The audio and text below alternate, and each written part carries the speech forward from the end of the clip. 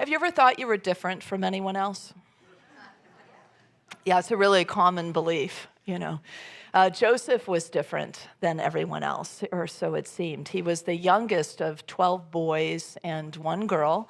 Dinah was the sister who is often not even mentioned when the family is mentioned, so you can imagine how she might have felt not very included in the family. But this isn't Dinah's story, it's Joseph's story. And this is a biblical Old Testament story, so some of you may know it. Joseph was the favorite son of Jacob, of all those 12 boys. And he, at the time, was the first child of Rachel, who was Jacob's favorite wife. He had just a mere 11 or 12 children with Leah. And then this one, you know, his real beloved was Rachel. So that was part of the favoritism toward Joseph. But also Joseph had some divinely ordained gifts that he used just really freely. And I think Jacob also appreciated that. So to demonstrate his love, his great love for his son, Jacob gave him a special garment. Sometimes it's referred to as a dress, sometimes it's referred to as a robe. It was very ornate, it was very colorful. It was called a kitanat pasim. And there's only one other reference to that in the biblical stories, and that was when Tamar was gifted one from her father, and her father was a king, so that makes her a princess. So the princess, or some say priestess, because she might have had some priestess type duties, was gifted the very same thing that Joseph was given. So it, at the very least, is a unisex garment. And there are many depictions of it. In this one, Joseph is depicted in the striped, many-colored robe, and he's explaining to his brothers a dream that he had. The dream was that there were 12 stars. One was a super bright, big star, and the other 11 were bowing down to that one star. So you can imagine that was a pretty easy interpretation who might be the brightest of those stars, and how that might have made the brothers feel. They were angry. They were jealous. They were so angry and so jealous, in fact, that they plotted to kill their little brother. And they had a whole plan that they worked out amongst them and decided that what they would do is they would kill Joseph, and then they would kill a goat, and then they would spread the goat's blood all over the special dress Joseph had been given, bring it back to Dad, and say, a wild animal must have gotten your favorite son. And Reuben, the oldest one, though, was the interrupter of hate. Reuben was the guy that in a crazy mob of people that you know how we get as human beings sometimes when we're not on our best behavior, that first of all, we know how the pattern goes, right, throughout history. First of all, we start otherizing people, and then the otherizing becomes demonizing, and then that makes it okay to be violent toward them because they're not seen as equally as human or as worthy as the rest. And so that's kind of how the process goes. And so Reuben is the one who says, wait a second, I don't want, he doesn't say it out loud, I don't want to kill my brother, because, he's got to kind of go along with the crowd to some degree. He goes, why don't we instead throw our little brother down into a dry well where he can't get out? A very kind gesture. From the interrupter of hate, right? Well, it's progress in a sort of way. And so, but actually what Reuben had in mind was that he was going to go back later when his brothers weren't around and rescue his little brother. So he did have a plan that was, in the end, a kinder plan. I'm not sure where Reuben went, but the rest of the guys were hanging out in town, probably having a meal or something, and a band of Egyptians came through. And Judah, one of the brothers, had this great idea, according to him, that they should sell Joseph instead into slavery in Egypt. And so it said, they make a point in the scriptures that Joseph was really beautiful. He was well-built and handsome. So maybe getting a better price, who knows? But they So they sell him off to Potiphar, who is a guy of high status in Egypt, and off he whisks to a strange and foreign land. Now we're going to pause his story there for a moment and just consider for ourselves what it's like when we perceive ourselves as different from everyone else, and how that can lead us to conclude that we don't belong.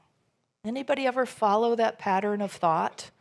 You don't belong, whatever that is, in your family, in your school, in your workplace, in the human family, on earth. It can get really expanded out for starseeds, right? And so it's that understanding that we've put together in our minds, but we'll unpack this a little bit more. It does create some issues for us. So if you've ever felt that way, that you go from feeling different to concluding that you don't belong, there is a recognition too, when we go to the divine understanding, when we go to the bigger picture understanding from a spiritual point of view, that actually you are intentionally made different.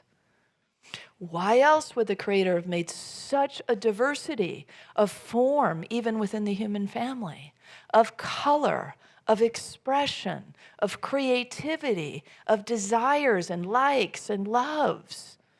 Why else would we be this rainbow of different form and all of this if it weren't intended to be so?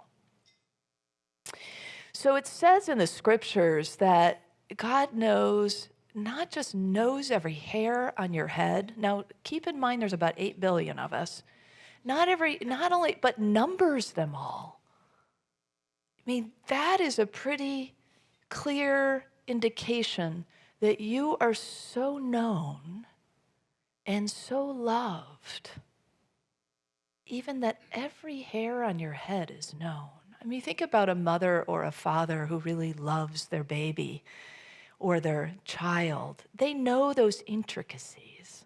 Or how you might feel with your own lover. You know those intricacies of that person. You know where the birthmarks are and the little indentations or the funny dimples or whatever it is. It's like that. And so we think about that kind of intimate love in which we are loved in all our beautiful, unique expression of who each one of us is so individually. The Psalm 139 really brings some of this home too. And the psalmist, of course, is speaking out to the one in this way where there's this beautiful recognition of this. He says, "For you created my inmost being. You knit me together in my mother's womb.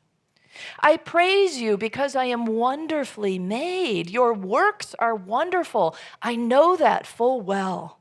I love that part. It's like I look around the world and I see how wonderfully made things are, how beautiful things are, how incredible nature is, how just the beauty of the world. And I know full well how wonderfully made things are. So I'm saying thank you because I know I too am a part of that. That I too am wonderfully made, carefully made, so intimately loved that you know every hair on my head. And if you're bald, don't worry, there's some other knowing. There's some other detail. Every freckle on your skin, there's something we can come up with there. Don't get too literal on us. We're not very literal here at Unity. The psalmist goes on to say, "My frame was not hidden from you when I was made in the secret place, when I was woven together in the depths of earth. Your eyes saw my unformed body. All the days ordained for me were written in your book before one of them even came to be." So there's this knowing in this that I am a unique soul and I am loved with this everlasting love exactly as I am. Your own sense of purpose and creative expression appreciated at the depths from the beginning of your creation.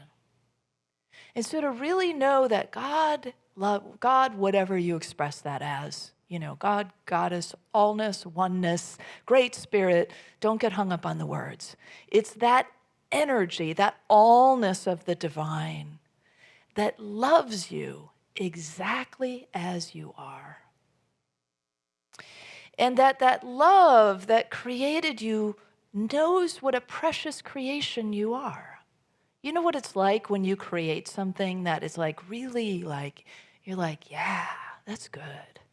Just feels right, whatever it is that you create, there are occasions when you create something and it just feels really good. It feels like a true expression of your own soul, and it feels like it's maybe received by others in a way that inspires or encourages, or something valuable happens in that process. It's that kind of perspective, right? That love itself creates you and then says, whoa, like in Genesis, this is good. This creation was really good. We belong to the divine. So we do belong. We belong to the human family. So this whole idea of this sense of belonging has to be about cramming ourselves in a little box to fit into somebody else's idea is not very helpful. It's tough to breathe in those kinds of spaces. Have you been in those spaces where you're squished into trying to conform into something that just isn't you? And so today we encourage ourselves to open up the door, to know that true feeling, which is a true feeling of being different, does not necessarily connect in reality to the insidious lie that you don't belong. Those two realities that we so often connect are actually a truth and a lie. And the insidious lie that we don't belong can lead to all kinds of things: loneliness, isolation, depression, illness. And according to my therapist's wife, there's an epidemic of these things in the world, particularly loneliness. And how sad when there's 8 billion plus of us and all other kinds of forms of creation to relate to and to connect with. It's a sad commentary on how we have somehow bridged this idea that I'm different and made it a problem by saying I don't belong. So in actuality, true belonging is about owning our authenticity. Brene Brown's a social researcher, and she says true belonging is the spiritual practice of believing in and belonging to yourself so deeply that you can share your most authentic self with the world. True belonging doesn't require you to change who you are. It requires you to be who you are. And this makes so much sense, doesn't it? Because how could I know you or you me if I hide major aspects of who I am? If I repress my own creative expression or divinely ordained gifts, and I just sit on them, or I don't allow them to be put out into the world, or myself, therefore, shared in the world, because somebody told me it wasn't okay, or I believed it wasn't okay, ultimately is the end of that story, right? And then, therefore, we start to try to cram ourselves into little spaces, mold ourselves into shapes and sizes we don't fit in. So Joseph demonstrated how we prosper when we continue to be who we are. He was unapologetically authentic, even when he was faced with adversity. He was abused and nearly killed and enslaved and sold into slavery by his own brothers, as we mentioned earlier. Then he's shipped off and he's enslaved in a strange land. Soon he's wrongly accused of a crime and he's imprisoned. And through all of it, Joseph never falters in his faith and his self-confidence. When he was enslaved in Egypt, initially, Joseph was given greater freedoms because those that were in power recognized his honesty. When he was imprisoned, his jailers made him the head guard over the other prisoners because they saw his integrity. When he was imprisoned, he also kept his gift up, and he interpreted the dreams of others who were in prison with him. And it just so happened that some of those folks worked for the Pharaoh, including the butler for the Pharaoh, who a couple years later, when the Pharaoh had some dreams that nobody in the land could seem to interpret, the butler suddenly remembered the guy that was in the dungeon who could do that. And so Joseph was brought to the Pharaoh, and because he was able to interpret the Pharaoh's dreams, he was eventually elevated to a position of so much power that he was second only to the Pharaoh. But all of that happened because he was himself. What if you, like Joseph, were unapologetically authentic? Would that shift anything for you? I see a lot of heads nodding.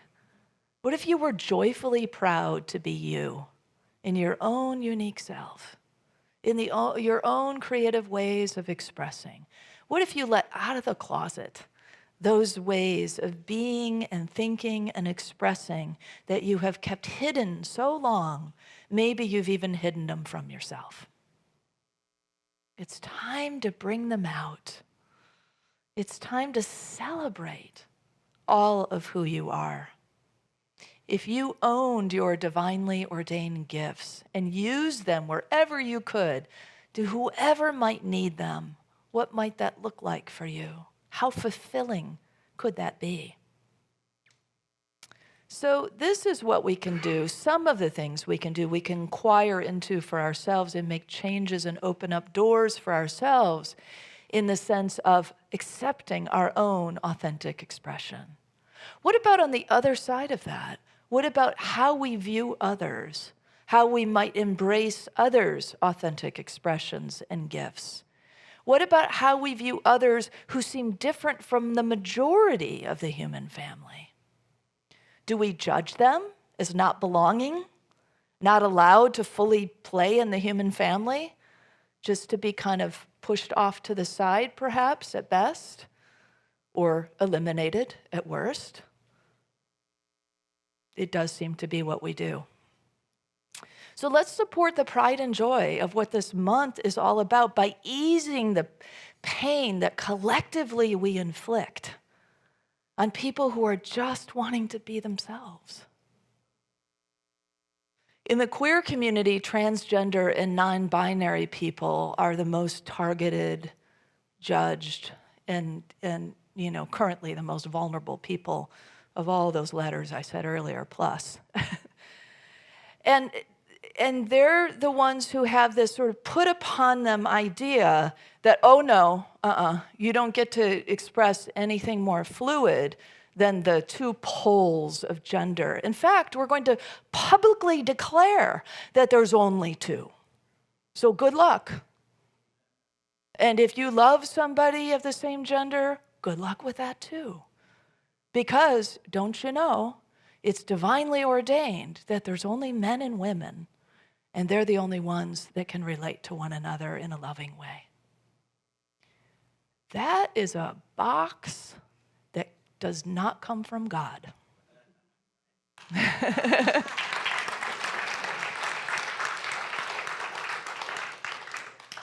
It comes from scared humans who say, I need a box to tell me that there's only two categories so I can have control over this situation and I can feel justified in my own identity. Because dare I open a little window of my mind and see the possibility that somebody out there might feel differently than I do? Why would we want to participate in something that we know leads to violence, abuse, elimination, repression, injustice? Not here. Not here. Our namesake is unity, after all. Our purpose statement is that we are a loving and inclusive community. And so how do we grow ourselves into that? How do we move ourselves beyond our prejudices of whatever kind of prejudices we hold to break out of the boxes and help each other be freed from those boxes to say, God loves you exactly as you are. And I want to support the authentic expression of your own soul because I celebrate the diversity of how we are all created and can work together in ways that are very unique and powerful when we have various lived experiences, various backgrounds, various skills, various ordained gifts. So it's all of that that is available. The ignorance, the silence, and the judgments contribute to fanning the flames of hatred and violence, ultimately. Walk a mile in someone else's moccasins. That's it's said to be inspired by Cherokee wisdom. In 1895, there was a poem written by Mary T. Lathrop, and she tells us how to do it in this excerpt. She says, just walk a mile in his moccasins before you abuse, criticize, and accuse. If just for 1 hour you could find a way to see through his eyes instead of your own, muse. I believe you'd be surprised to see that you've been blind and narrow-minded and even unkind. 1895, she wrote that.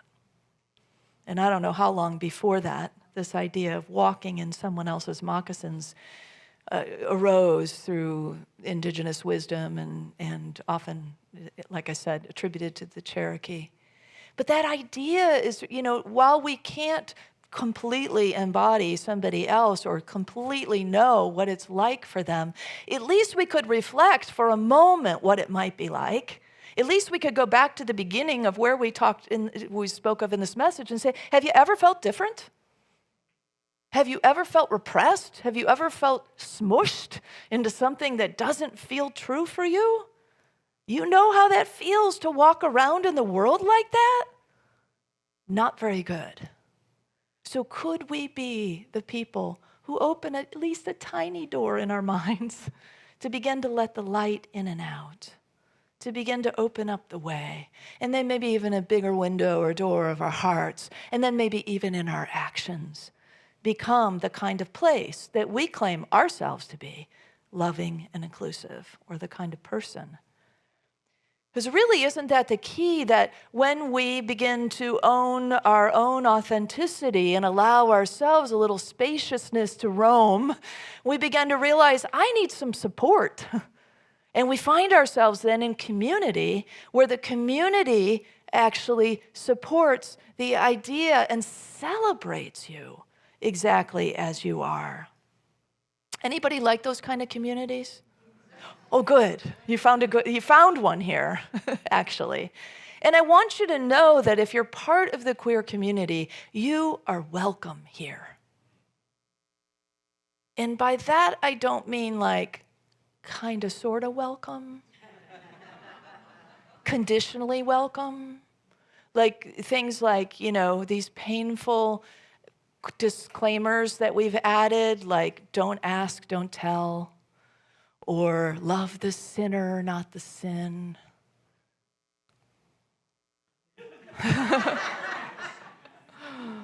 Or we tolerate you.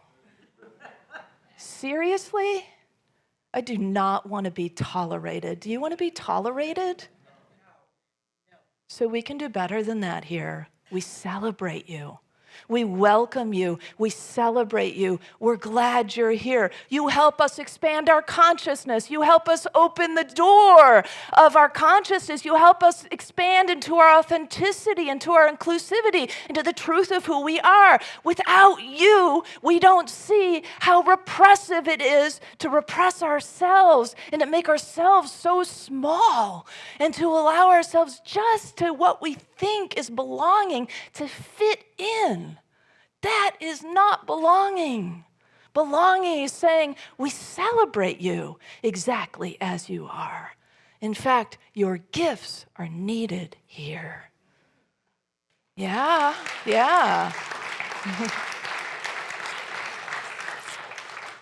I mean, think of all the ways we grow, our understanding. I've just been planning, we're going to have an Interfaith Pride event here. We're going to host that Interfaith Council of Contra Costa County's Pride event. And I've been working with some others on it. And I'm part of this community, but also the queer community. And it opened my eyes to be working with other people and the way that they saw pride and I thought, oh, this is expanding my understanding too. And so it's being in those spaces with each other and having these dialogues and these conversations and truly welcoming people that our own understanding, our own compassion, our own sense of celebration for the diversity of life and for all people helps us create the kind of world we say that we want. Every Sunday, a spiritually awakened world where all life thrives in conscious oneness. You cannot say all life except. Then you're not living the vision. You're not participating in the vision we hold here. So wherever the exceptions are is where we need to do the work. In ourselves, in our minds, in our hearts, and on behalf of the rest of the human family. This is how we stop violence. This is how we stop the divisive, otherizing, demonizing trains that enslave us, ultimately, in various ways. Confine us, is what I mean by that. So, where do we go from here? Charles Fillmore, he came up with the term unity for our movement out of a dream because he had the same divinely ordered gift that Joseph had.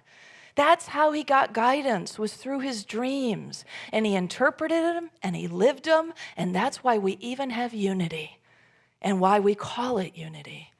And it's like a beacon to hold out there to say, I'm a part of something called unity, and I'm constantly working to become an embodiment of the idea of what is unity. It's not just like these surfacey platitudes that sound good, like we're a loving and inclusive community. Yeah, that sounds pretty cool. I'd like to be a part of that. No, our work is to do it, to be it, to grow in it, to expand yourself in it, right? Yes, we are here to become it. And every day is an opportunity to learn something new and to open ourselves up further for the expression of who we are and who all the beautiful parts of creation are all around us. So there's more to Joseph's story, by the way, because some of you know it and are going, why didn't you finish the story? We're going to do that next week. But there's also more to your story, right? And there's more to my story. We are ever unfolding. So next week we continue the many colors of the one, part 2. But for now, let's remember what this month is really about. This Pride Month is about pride and joy. It's about celebrating our authenticity, and it's about celebrating the diversity all around us. It's about celebrating inclusivity and embodying that in being a unified presence, being all about unity. So let's shout it from the hilltops. I'm proud to be who I am, and I'm unapologetically inclusive. I invite you to say it with me. I am proud to be me and unapologetically inclusive of all, and so it is.